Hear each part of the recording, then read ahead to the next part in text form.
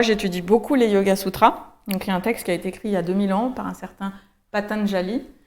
Et pour moi, c'est le texte de référence. Et c'est une méthode, la méthode du yoga, en fait, qui a été écrite à l'époque de Jésus-Christ. Donc, c'est quand même très ancien.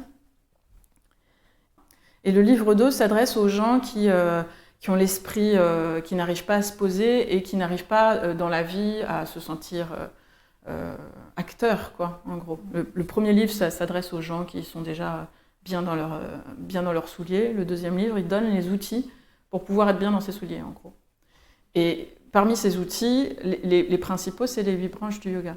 Et la première branche, c'est pas la posture, on appelle ça Yama, Y-A-M-A.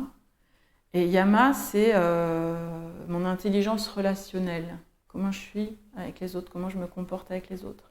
Et le tout premier des yamas, parce qu'en dessous, en fait, c'est des branches avec des sous-branches. Hein, donc la première branche, c'est yama.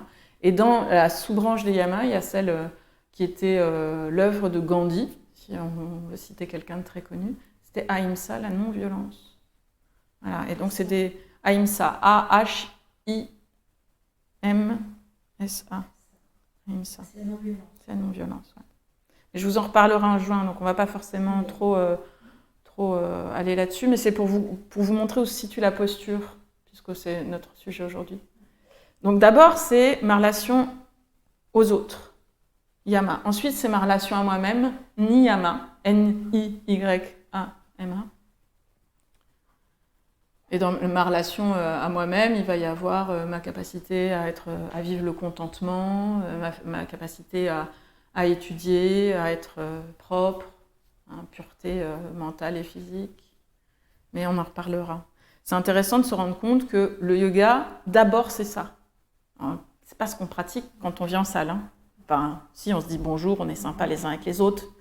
Et puis après, on se concentre sur soi-même. Donc on est bien dans Yama et Niyama, mais quand même de façon un peu légère, quoi. Il y a des gens pour qui le yoga, ça n'est que ça. Il s'arrête à ça. Et déjà, si on arrivait à travailler ça, je pense que déjà, on pourrait dire qu'on est des bons yogis, quoi. Hein.